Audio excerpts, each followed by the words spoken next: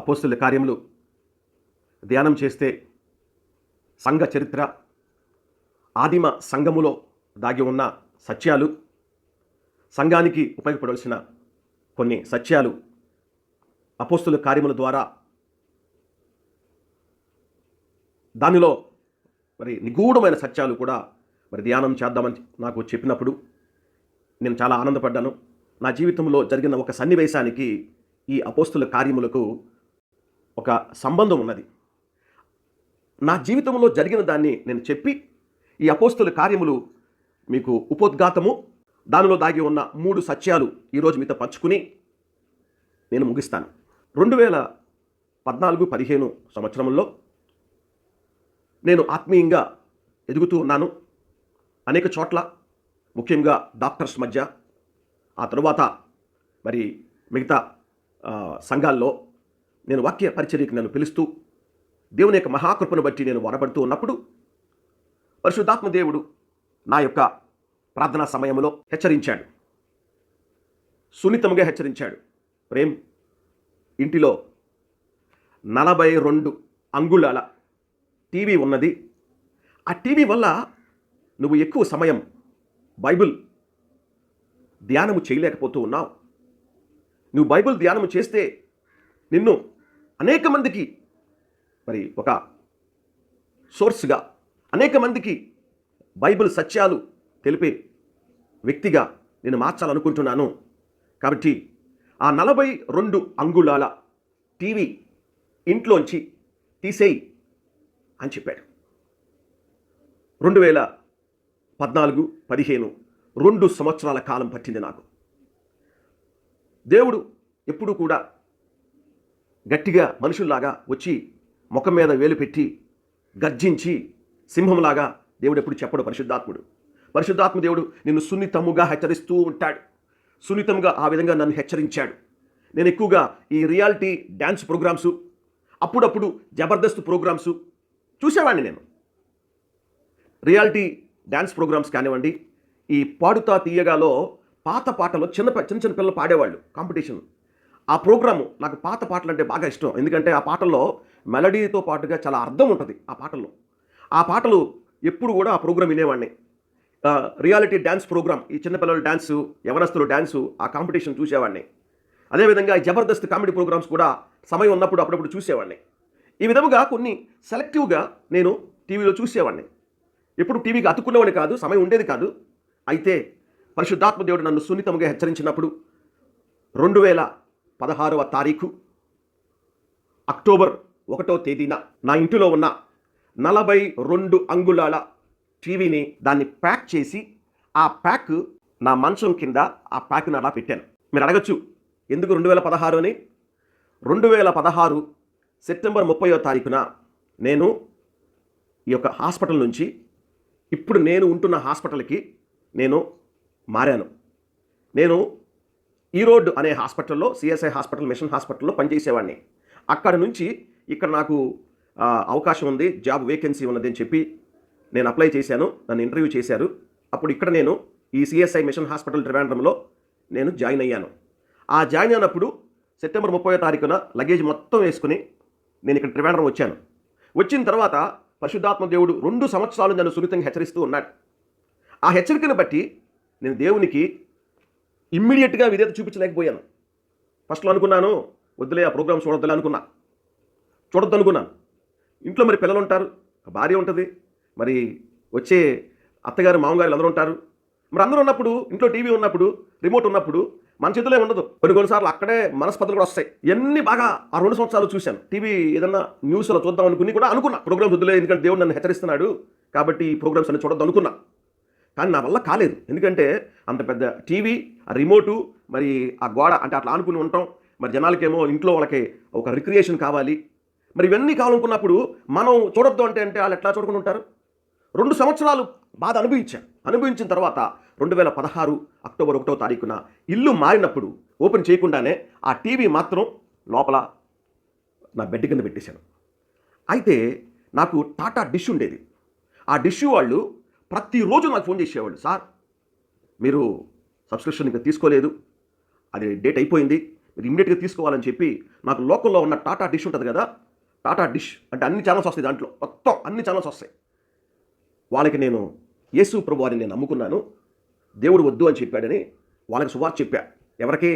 ఆ కాల్ సెంటర్లో ఉంటారు కదా ఆడపిల్లలు మగపిల్లలు, నాకు ఫోన్ చేస్తారు కదా, వాళ్ళకి వాక్యం చెప్పేవాడిని. అట్లా హైదరాబాదు, సౌత్ ఇండియాలో హైదరాబాదు మనకి సెంటర్ ఆ టాటా డిష్కి, అక్కడి నుంచి ఫోన్ చేశారు. అక్కడ కూడా యేసు ప్రభు వారు నమ్ముకున్నానండి, దేవుడు అంటున్నాడు ఇలాంటివన్నీ చూడొద్దని చెప్పాడు.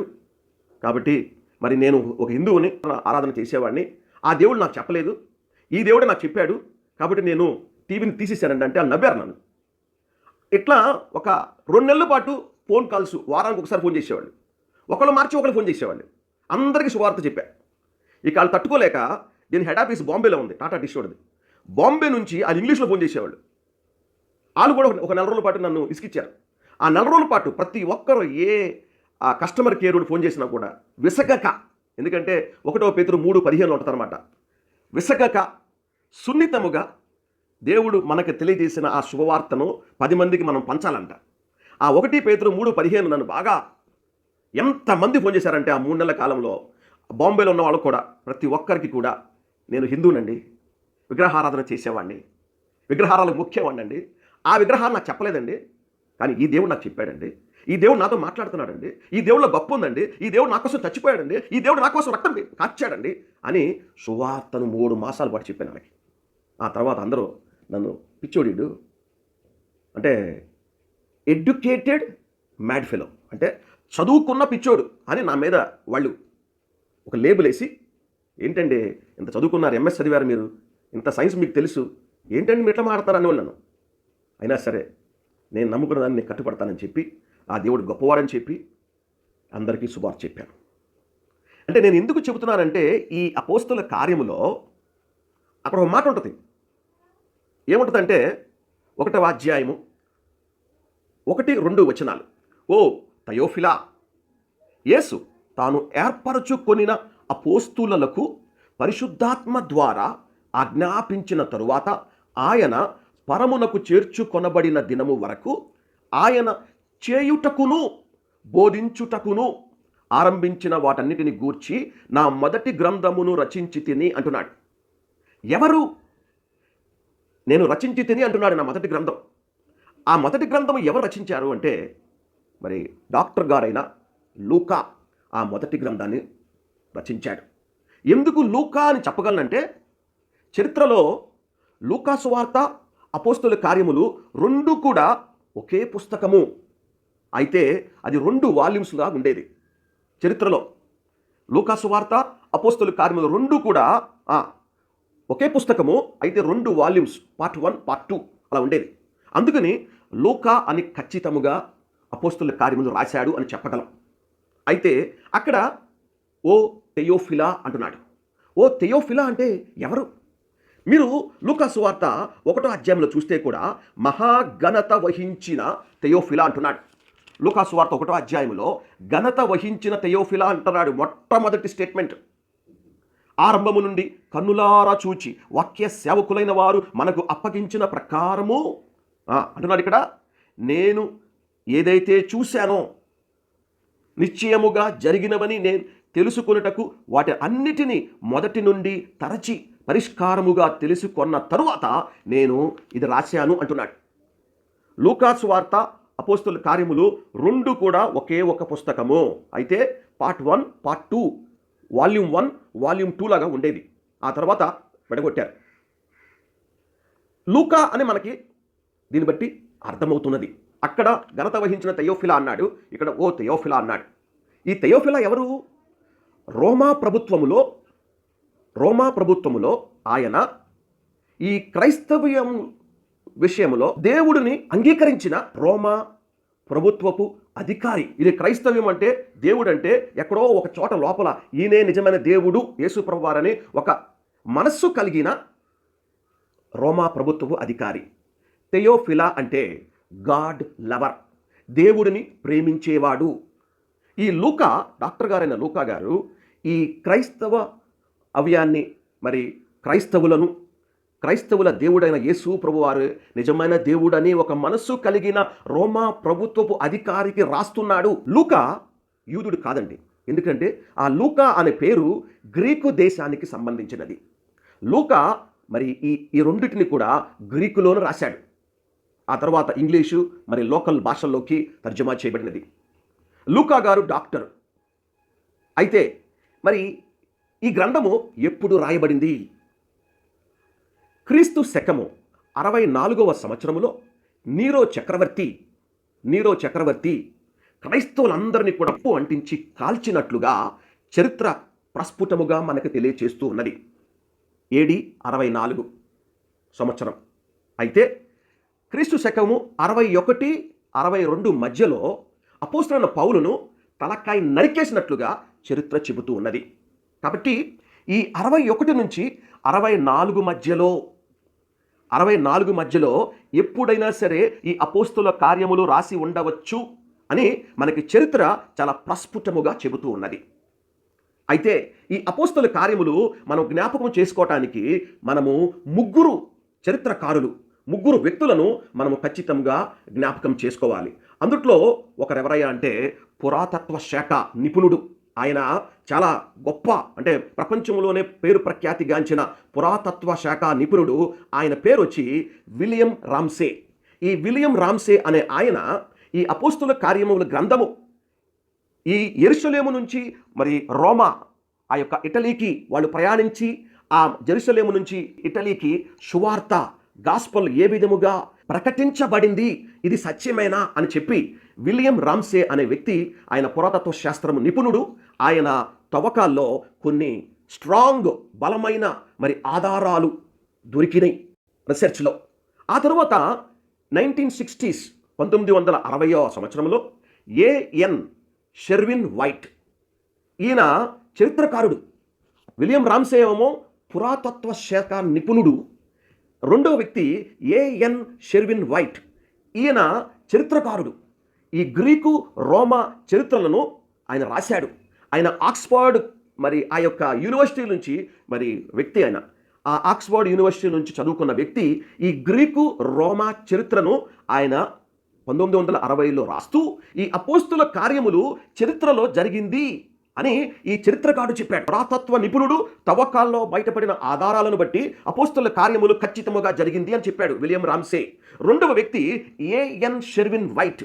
ఈ వ్యక్తి కూడా ఆక్స్ఫర్డ్లో చదువుకుని ఈ రోమా గ్రీకు చరిత్రను ఆయన మరి రాశాడు.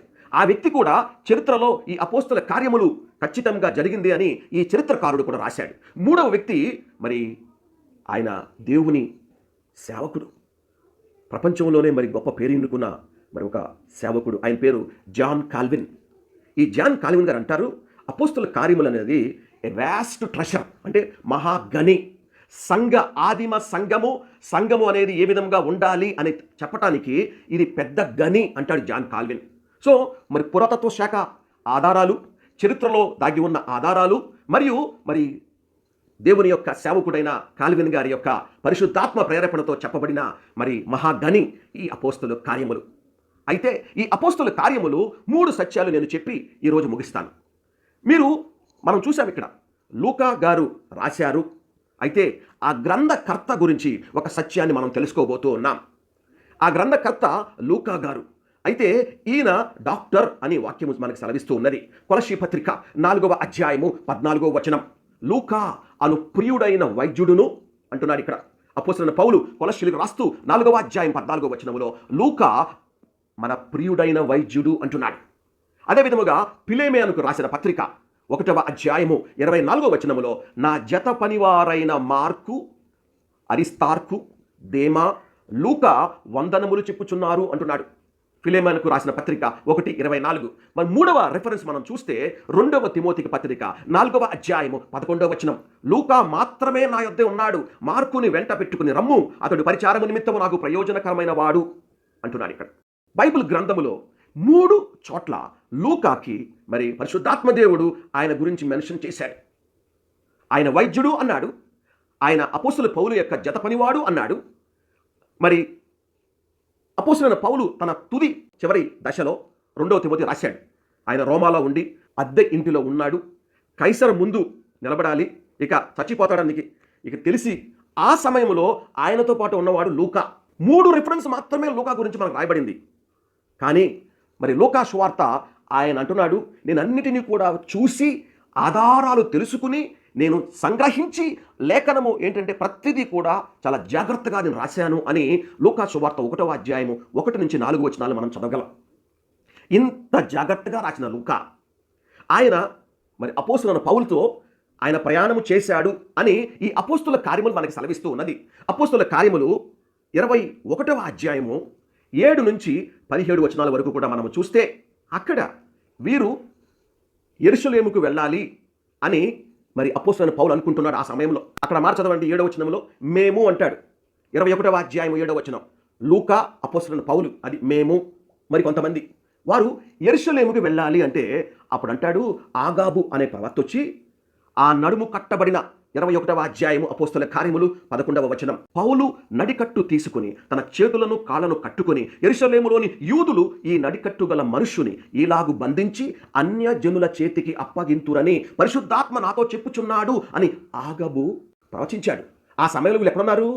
వీళ్ళు ఫిలిప్పు, 4 కన్యకులు కలిగిన ఫిలిప్పు ఇంటిలో వీళ్ళు ఉన్నారు. ఎవరు? లూకా గారు, అపోస్తలుడైన పౌలు ఉన్నప్పుడు ఆగాబు ప్రవక్త మరి ఈయన యెరూషలేముకి వెళితే అక్కడ యూదులు ఈయన్ని బంధిస్తారు అని ప్రవచించాడు ఆగాబు. అయితే అప్పుడు చదవండి ఆ 13వ వచనం అపోస్తలుడైన పౌలు అంటాడు, పౌలు ఇదెందుకు? మీరు ఏడ్చి నా గుండె బద్దలు చేశారేలా?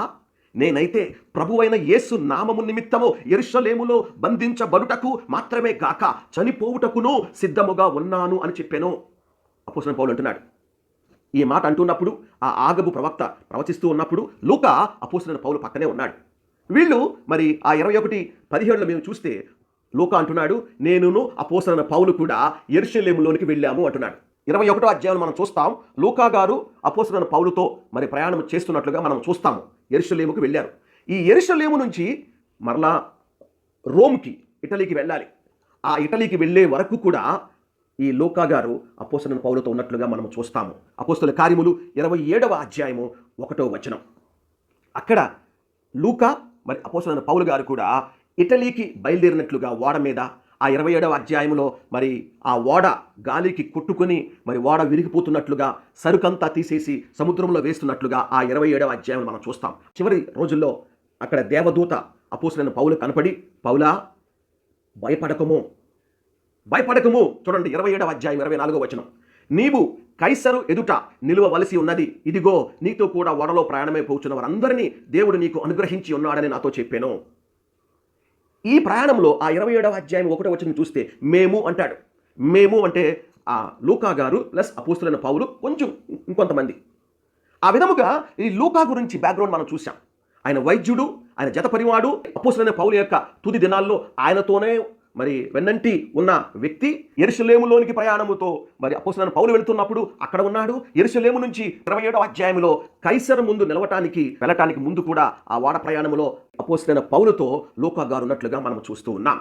అయితే మొదటి సత్యం ఏమిటంటే ఇంత ప్రయాసపడి లూకా సువార్త అపోస్తలుల కార్యములు ఇందులో 28 అధ్యాయాలు ఉన్నాయి. ఈ వ్యక్తి ఎక్కడ కూడా ఇంత ప్రయాసపడ్డాను అని మనకు ఎక్కడ కనపడదు. అంటే నేను లేఖనాలు ఎతికితే నాకు అర్థమైంది ఇంత ప్రయాసపడ్డాడు. అప్పుడు పరిశుద్ధాత్మ దేవుడు నాకు ఒక మాట తెలియజేశాడు. 1వ కొరింథీ పత్రిక 15వ అధ్యాయము 58లో ఏమంటదంటే, ప్రభువునందు మన ప్రయాస వ్యర్థము కాదు. దేవుడు మనము ఏమి చేస్తున్నామో ఆయన కోసం ఆయన గుర్తు పెట్టుకుంటాడు. హెబ్రీ పత్రిక 6వ అధ్యాయము 10వ వచనం చాలా క్లియర్గా చెబుతూ ఉన్నది. దేవుని కోసం మనము ఒక చిన్న గ్లాసు మంచినీళ్ళు ఇచ్చినా కూడా అవసరతలో ఉన్న వారికి దేవుడు మనం ఆయన కోసం చేసిన ప్రతి చిన్న పనిని, ఆయనను మనము ప్రేమించిన విధానాన్ని ఆయన జ్ఞాపకం చేసుకుంటాడు. అవసరాలు తీరిన తర్వాత మనుషులు మర్చిపోతారు. మనుషులంట అలుసవుతారంట. మళ్ళీ అవసరం వస్తుందని ఇప్పుడు గ్రహించడం. దేవుడు అవసరాలు తీరిపోయిన తర్వాత నిన్ను మర్చిపోయే వ్యక్తి కాదు. మనుషులు మరిచిపోతారు కానీ దేవుడు మరిచిపోడు అని హెబ్రీ పత్రిక 6వ అధ్యాయము 10వ వచనంలో మనం తేట తెల్లముగా చూడగలం. ఇది 1వ సత్యం. అదేమిటి? ప్రభువునందు మన ప్రయాస వ్యర్థము కాదు. మనం ఏ చిన్న పని చేసినా కూడా ఆయన కోసం, ఆయన బిడ్డల కోసం, ఆయన సంఘ నాయకుల కోసం, ఆయన మిషనరీస్ కోసం, సంఘము కోసము మనం ఏ చిన్న పని చేసినప్పటికీ కూడా ఆయన జ్ఞాపకము చేసుకుంటాడు. నా చిన్న వయసులో సంఘము 9 గంటల కంటే 8:30కు వెళ్ళి సంఘములో ఊడ్చి ఎత్తిపోసి, అప్పుడు నేను ఎంబీబీఎస్ అవుతాను. అప్పటికి అలవాటు. నేను గుంటూరులో ఉన్నప్పుడు కూడా నేను అదే అలవాటుకి వెళ్ళాను.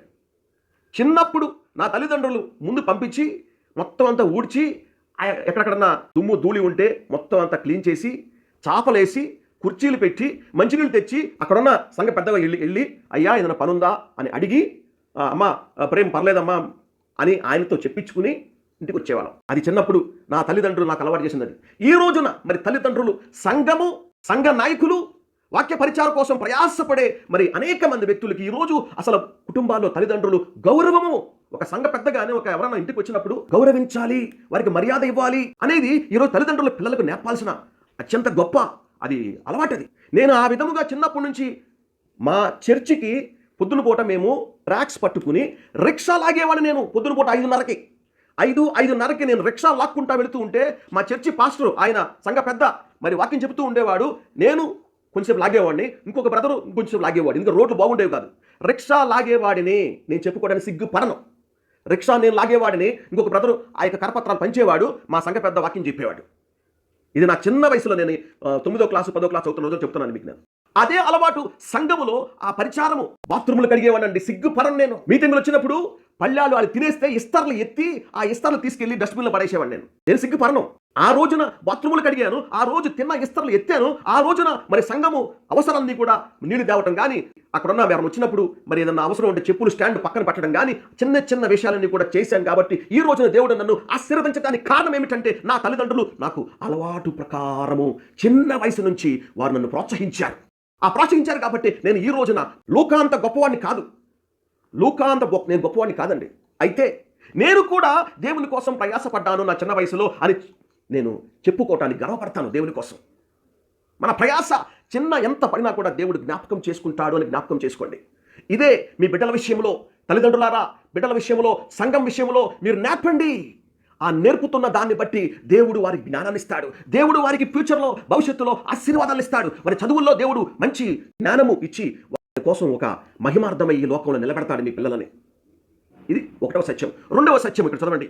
ఆయన చేయుటకును బోధించుటకును అంటున్నాడు. చేయుటకును అంటే ఇది లూకాసు వార్తలో యేసు ప్రభు వారి గురించి చెప్పాడు. ఈ అపోస్తలుల కార్యములు ఆయన శిష్యుల గురించి చెబుతబడుతూ ఉన్నది. ఆయన శిష్యులు ఎవరు?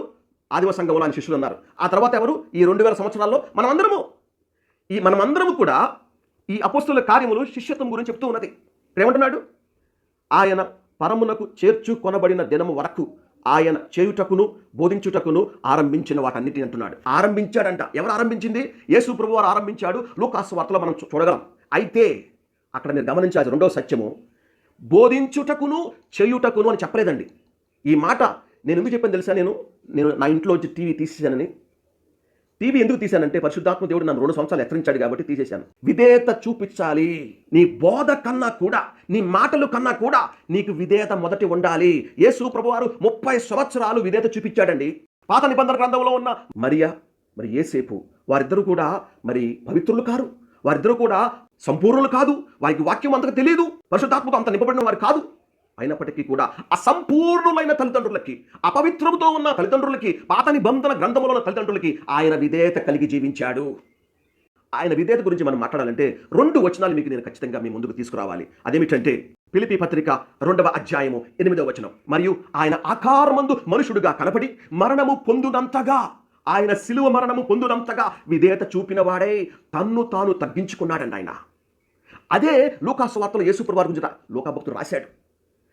చేయుటకును బోధించుటకును. బోధ ఫస్ట్ కాదండి, విధేయతే మొట్టమొదటిదండి. దేవుడు నాకు నేర్పిన పాఠం అది. నీకు విధేయత లేకపోతే నీ బోధ ఫలించదు. నీలో ఆ విధేయత అనేది పరిశుద్ధాత్మ దేవుడు చెబుతూ ఉన్నప్పుడు, పరిశుద్ధాత్మ యొక్క మాటకు లోబడి విధేయత చూపించినప్పుడు మన బోధ 2 మాటలు చెప్పినా కూడా అది ఫలిస్తుంది అని దేవుడు నాకు తెలియజేశాడు. మరణము పొందునంతగా, ఆయన శిలువ మరణము పొందునంతగా విధేయత చూపిన వాడే తన్ను తాను తగ్గించుకున్నాడట. గ్రంథకర్త రాస్తాడు 5వ అధ్యాయం 7వ వచనంలో, శరీరధారి అయి ఉన్న దినములలో మహారోదనతోనూ కన్నీళ్లతోనూ తన్ను మరణము నుండి రక్షింపగల వానికి ప్రార్థనలను యాచనలను సమర్పించి భయభక్తులు కలిగి ఉన్నందున ఆయన అంగీకరించబడ్డాడంట. దేవుని కుమారుడు కాబట్టి అంగీకరించబడలా, ఆయన విధేయత చూపించాడు కాబట్టి, తాను పొందిన హింసను బట్టి ఆయన విధేయత నేర్చుకున్నాడు. మరి మన జీవితంలో విధేయత మొదట ఉండాలి, బోధ 2వదిగా ఉండాలి అని నాకు దేవుడు తెలియజేశాడు. ఆయన చేయుటకు బోధించుటకు నల్లా, బోధించుటకును చేయుటకును అని చెప్పలా. ఇక్కడ అంటున్నాడు చేయుటకును బోధించుటకును ఆయన ఆరంభించాడు. ఆయన మొట్టమొదటి చేసిన వాడు. పాత నిబంధన గ్రంథంలో ఎవరు కూడా చేసి బోధించిన వాళ్ళు ఎవరు లేడు. ఆదికాండం నుంచి మలాకి గ్రంథం వరకు కూడా దాన్ని చేసి చెప్పిన వాడు ఎవడు లేడు ప్రపంచంలో. ప్రపంచంలో మొట్టమొదటిగా తండ్రి అయిన దేవుణ్ణి పరిపూర్ణముగా మహిమపరిచిన ఏకైక వ్యక్తి మన దేవాది దేవుడైన రాజులకు రాజైన యూదా గోత్రపు సింహమైన యేసు ప్రభువారు. ఆయన చేశాడు. చేసిన దాన్ని ఆయన బోధించాడు. అదే విధముగా ఆయన శిష్యులమైన మనము కూడా ఆయన చేసి బోధించడం ఆరంభించాడు. దాన్ని మనము కంటిన్యూ చేయాలి. అందుకని అపోస్తలుల కార్యములో ఎక్కడ కూడా ఆమెన్ ఉండదు. ఆయన ఇటలీలో అద్దె ఇల్లు తీసుకుని కైసరు ముందు నిలబడటానికి కోసం ఆయన వేచి చూస్తున్నాడు అనే ఉంటుంది అపోస్తలుల కార్యములు చివరి అధ్యాయములో చివరి మాట. ఎక్కడ ఆమెన్ ఉండదు. అంటే ఏంటి? ఈ అపోస్తలుల కార్యములు క్రీస్తు శకము 64లో స్టార్ట్ అయినప్పటికీ అప్పటి నుంచి ఇప్పటి వరకు కూడా ఈ అపోస్తలుల కార్యములు జరుగుతూనే ఉన్నది. అప్పటి వరకు కూడా యేసు ప్రభువారు ఆయన 12 మంది శిష్యులతో నడిచింది. మనలాంటి శిష్యులతో ఇప్పటి వరకు కూడా అపోస్తలుల కార్యములు జరుగుతూ ఉన్నది. It's a continuous journey. రెండవది ఏమిటి? చేయటానికి మనం ప్రాధాన్యత ఇవ్వాలి. విధేయతకు మనం ప్రాధాన్యత ఇవ్వాలి. అందుకనే ఇదే అపోస్తలుల కార్యములు 5వ అధ్యాయము 32వ వచనంలో ఎవరైతే విధేయత చూపిస్తారో వారు పరిశుద్ధాత్మతో నింపబడతారు. అపోస్తలుల కార్యములు 5వ అధ్యాయం 32వ వచనం. మేమును దేవుడు తనకు విధేయులైన వారికి అనుగ్రహించిన పరిశుద్ధాత్మయు అంటున్నాడు ఇక్కడ. ఎవరైతే విధేయత చూపిస్తారో, ఈ రోజున అనేక మంది క్రైస్తవులు పాస్టర్లు ఎవరైనా సరే ఈ రోజున వాళ్ళు పరిపూర్ణముగా పరిశుద్ధాత్మతో నింపబడలేకపోవటానికి కారణం ఏంటో తెలుసా? కారణం ఏమిటంటే సంపూర్ణమైన విధేయత లేకపోవటం వల్లే. వాళ్ళు అసంపూర్ణముగా పరిశుద్ధాత్మతో నింపబడతారు. ఎందుకంటే విధేయత లేకపోవటం వలనే. సత్యము తెలుసు, పరిశుద్ధత జీవించాలని తెలుసు, అయినప్పటికీ కూడా విధేయత ఉండదు. నాకు ఈ ప్రభుత్వ ప్రతిదినం గురించి నేను మరి ప్రార్థన చేస్తూ ఉన్నప్పుడు దేవుడు నాకు చెప్పిన మాట తెలుసా? ప్రేమ్, ఇక్కడున్న వారందరికీ వాక్యం బాగా తెలుసు, వాళ్ళకి వాక్యం బాగా తెలుసు, అయితే విధేయత చూపించడం గురించి వాళ్ళకి తెలియదు అన్నాడు. పరిపూర్ణముగా విధేయత చూపించిన దేవునికి లోబడటం అనేది వారికి ఇంకా అనుభవం రాలేదు అన్నాడు. విశ్వాసముతో జీవించాలి అనే అనుభవం ఇంకా రాలేదు అన్నాడు. నీతిమంతుడు విశ్వాసముతో జీవించడం అన్నాడు దేవుడు. ఆ విశ్వాసముతో జీవించే మరి విధేయత కలిగిన జీవితము ఇంకా రాలేదు. వాక్యం బాగా తెలుసు. వాళ్ళు బ్రదరన్ సంఘ సభ్యులు. వాళ్ళకి ఆది కాండము నుంచి ప్రకటన గ్రంథం వరకు కూడా ప్రతి అధ్యాయము ప్రతి లేఖనము తెలుసు. తెలిసి ఏమి ప్రయోజనము విధేయత లేనప్పుడు? తెలిసి ఏమి ప్రయోజనము విశ్వాసముతో జీవించలేనప్పుడు అని పరిశుద్ధాత్మ దేవుడు నాకు తెలియజేశాడు. అందుకనే నేను ఇక్కడ నా సాక్ష్యాన్ని మొట్టమొదటి చెప్పి ఆ తర్వాత వాక్యం చెబుతాను. పరిశుద్ధాత్మ దేవుడు నాకు ఇచ్చిన ఆ గైడెన్స్ని బట్టి ఈ ప్రభువుతో ప్రతిదినంలో మాత్రమే నా సాక్ష్యాన్ని ముందు చెప్పి ఆ తర్వాత నేను వెళ్తాను. ఎందుకు తెలుసా? విధేయత అనేది కొరవడింది ఇక్కడ. విశ్వాసముతో జీవించాల్సిన జీవితము కొరవడింది ఇక్కడ. అది రెండవ సంగతి. మూడవ సంగతి చూడండి, ముగిచేస్తున్నాను. మూడవ సంగతి 1వ అధ్యాయము 1వ వచనం. యేసు తాను ఏర్పరచుకొనిన అపోస్తులకు పరిశుద్ధాత్మ ద్వారా ఆజ్ఞాపించిన తరువాత ఆయన పరమునకు చేర్చుకొనబడిన దినం వరకు అన్నాడు. ఇక్కడ యేసు ప్రభువారు ఆయన భౌతిక శరీరంతో లేడండి, పునరుద్ధాన శరీరంతో ఉన్నాడు. ఇక్కడ పునరుద్ధాన శరీరంతో ఉన్నాడు. అయితే యేసు ప్రభువారు భౌతికంగా ఉన్నప్పుడు లూకా సువార్త 4వ అధ్యాయం 1వ వచనంలో యేసు పరిశుద్ధాత్మ పూర్ణుడై యోర్దాను నది నుండి తిరిగి వచ్చాడు. ఆయన పరిశుద్ధాత్మ పూర్ణుడు. ఆయన అంటే గ్లాసులో నీళ్లు పోస్తే చివరి వరకు కూడా ఇక ఆ నీళ్లు కింద పడిపోయే పరిస్థితి, అంతగా ఆయన పరిశుద్ధాత్మతో పరిపూర్ణుడైపోయాడు. ఆయన జీవించిన 33 సంవత్సరాలు కూడా పరిశుద్ధాత్మతో సంపూర్ణముగా ఆయన నింపబడ్డాడు. ఆ తర్వాత అదే పరిశుద్ధాత్మ సహాయముతో ఆయన మన కోసం చనిపోయాడు, మన కోసం తిరిగి లేపబడ్డాడు. రోమాపత్రిక 8వ అధ్యాయము 11వ వచనం. రోమా 8:11. మృతులలో నుండి యేసును లేపిన వాని ఆత్మ. యేసుని ఎవరు లేపారండి? మృతులలో నుండి యేసును లేపిన వాని ఆత్మ మీలో నివసించిన ఎడల. యేసు ప్రభువారిని మృతులలో నుండి లేపిన వాని ఆత్మ మీలో నివసించిన ఎడల, మృతులలో నుండి క్రీస్తు యేసును లేపినవాడు చావునకు లోనైన మీ శరీరములను కూడా మీలో నివసించుతున్న తన ఆత్మ ద్వారా జీవింపజేస్తాడంట. యేసు ప్రభువారిని మరణము నుంచి లేపినవాడు పరిశుద్ధాత్మ దేవుడు. అదే ఆత్మ మనం కలిగి ఉంటే మనము కూడా పునరుద్ధానము ఒక రోజున పొందుతాము అనే నిరీక్షణ కలిగి ఉన్నాం మనం. ఆ తర్వాత ఆయన లేచిన తర్వాత కూడా పరిశుద్ధాత్మ ద్వారానే అపోస్తులతో ఆయన మాట్లాడాడు అని ఇక్కడ లేఖన భాగం మనం చూస్తున్నాం. 1వ అధ్యాయము 1వ వచనం. అపోస్తుల కంట పరిశుద్ధాత్మ ద్వారానే పునరుద్ధానుడైన యేసు మాట్లాడాడు. దీన్ని బట్టి మీకేం అర్థమవుతుంది? మీకేం అర్థమవుతుంది? యేసు ప్రభువారు పరిశుద్ధాత్ముడితో సంపూర్ణముగా నింపబడకుండా ఆయన భౌతిక జీవితం ఇక్కడ జీవించలేదు. ఆయన మరణము పునరుద్ధానములో కూడా పరిశుద్ధాత్మ శక్తి చేతనే ఆయన లేపబడ్డాడు. ఆయన పునరుద్ధానుడైనప్పుడు కూడా ఏమండి, పునరుద్ధానుడు అంటే ఆయన దేవుడండి. ఆయనకి పరిశుద్ధాత్మతో అవసరం ఏముందండి? ఆయన దేవుడండి, మరణించాడు, పునరుద్ధానుడే తిరిగి లేచాడు. ఆయన పరలోకపు వాసేనా? పరలోకపు వాసి ఆయన. ఈ పరలోకపు వాసి జ్ఞానం ఉంటుంది. అయినా కూడా ఆ పరలోకపు వాసి అయిన యేసు ప్రభువారు పరిశుద్ధాత్మ ద్వారానే అపోస్తలులతో మాట్లాడాడు. జీవితము పరిశుద్ధాత్మతోను జీవించాడు. ఆయన మరణ పునరుద్ధానములో పరిశుద్ధాత్మతోనే కలిసి లెగిశాడు. తర్వాత పునరుద్ధానుడని యేసు కూడా పరిశుద్ధాత్మ ద్వారానే మాట్లాడాడు. మరి మన జీవితంలో పరిశుద్ధాత్మ అనే దానికి మనం విలువ ఇస్తున్నామా?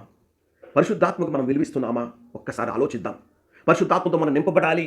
అందుకని లూకా సువార్త 11వ అధ్యాయం 13 ప్రకారం మీ పిల్లలకు మీరు ఇలాంటి బహుమానాలు మీరు ఇస్తున్నారు కదా, అయితే పరలోకమందున్న మీ తండ్రి మీరు అడిగిన దానికంటే ఎక్కువగా తన ఆత్మను మీకు ఇస్తాను అన్నాడు. మనం పరిశుద్ధాత్మను నింపమని మనం అడుగుతున్నామా? విధేయత, ప్రభువా విధేయత నాకు ఇవ్వు ప్రభువా అని అడుగుతున్నామా? మరి ఆ పరిశుద్ధాత్మతో మనం నివసించడానికి మనలో ఆ పరిశుద్ధతతో జీవించాలి అనే దప్పిక మనలో ఉన్నదా? రాజస్థాన్ ఎడారిలో ఒక వ్యక్తి ప్రయాణం చేస్తూ ఉంటే నీళ్లు లేక డిహైడ్రేషన్తో పడిపోతే ఆ నీళ్లు లేక డిహైడ్రేషన్తో ఉన్న వ్యక్తికి బంగారం ఇస్తే తీసుకుంటాడండి? తీసుకోడు. ఆ సమయంలో ఆయన కావాల్సింది ఏముంది? 10 లక్షలు ఖర్చు పెట్టినా సరే నీళ్లు కావాలి, నీళ్లు తాగితేనే నేను బతుకుతాను అనుకుంటాడు. మనం కూడా ఈ రాజస్థాన్ ఎడారి అనే ఈ ప్రపంచంలో మనం జీవిస్తూ ఉన్నాం. మనము దప్పిక కొనాలి. ఆ దప్పిక కొంటూ ఉన్నప్పుడే మాత్రమే పరిశుద్ధాత్మతో నింపబడతాం. ఎక్కడైతే మనము దేవుని కోసం దప్పిక కలిగి పరిశుద్ధతో జీవించాలి, నీతిమంతుడిగా నేను ఉండాలి అని నీ హృదయంలో నువ్వు అనుకుంటావో, నీ హృదయాంతరంగాలను దేవుని ఎరిగిన వారు కాబట్టి ఎరిగిన దేవుడు నిన్ను పరిశుద్ధాత్మతో నింపబడతాడు, నింపచేస్తాడు. కాబట్టి 3 సత్యాలు ఈరోజు మనము చూసాం. ఆయన పునరుద్ధానుడైన లేచినట్లుగా అపోస్తలుడైన పౌలు అంటున్నాడు. 1 కొరింథీ పత్రిక 15వ అధ్యాయం 6వ వచనం. అటు పిమ్మట 500కు ఎక్కువైన సహోదరులకు ఒక్క సమయమందే ఆయన కనపడ్డాడంట. అంటే ఆయన పునరుద్ధానము కూడా, మరణము అనేది ఎంత డౌట్ లేకుండా ఆయన మరణించాడో, ఆ పునరుద్ధానము కూడా ఎవరికి డౌట్ లేకుండా, సందేహమే లేకుండా మరణము పునరుద్ధానము జరిగిందని అనేక మందికి ఆయన ఆధారాలతో ఆయన చూపించుకున్నాడు. 3 సత్యాలు మనం చూసాం. లూకా గారి గురించి. లూకా గారు ప్రభువునందు మన ప్రయాస వ్యర్థము కాదు. ఆయన ఎక్కడ కూడా మరి ఆయన గురించి చెప్పినట్టు కనపడదు. మనము ఎంత చిన్న పని చేసినా ఆయన కోసం, ఆయన ప్రేమించి ఆయన బిడ్డల కోసం మనం పని చేసిన హెబ్రీ పత్రిక 6:10 ప్రకారము మనము దేవుడు మనల్ని జ్ఞాపకం చేసుకుంటాడు. మనుషులు మర్చిపోతారు అవసరాలు తీరిన తర్వాత, కానీ దేవుడు మనల్ని జ్ఞాపకం చేసుకుంటాడు. ఓకే, అదేవిధంగా పిల్లలకు కూడా మనం నేర్పాలి. సంఘములో ఉన్న పరిచర్య, చిన్న చిన్న పనులు పిల్లలను పంపించి మనం చేయాలి. 2వది విధేయత. మరణము పొందినంత వరకు కూడా ఆయన విధేయతను కలిగి ఉన్నాడు. తను పొందిన హింసను బట్టి ఆయన విధేయత నేర్చుకున్నాడు. కాబట్టి చేయుటకును ఆ తర్వాత బోధ. 3వది మనం చూస్తూ ఉన్నాం, ఆయన భౌతికంగా ఉన్నప్పుడు పరిశుద్ధాత్మతో నివసించాడు. మన పునరుద్ధానంలో పరిశుద్ధాత్మతోనే ఆయన తిరిగి లేచాడు. పునరుద్ధానుడైన యేసు ప్రభువారు కూడా మరి ఆయన పరిశుద్ధాత్మ ద్వారానే ఆయన మాట్లాడాడు. కాబట్టి పరిశుద్ధాత్మ యొక్క మరి ఆ విలువను మనం గ్రహించి దినదినము కూడా పరిశుద్ధాత్మను లేకుండా ఈ ప్రపంచంలో మనం జీవించలేము.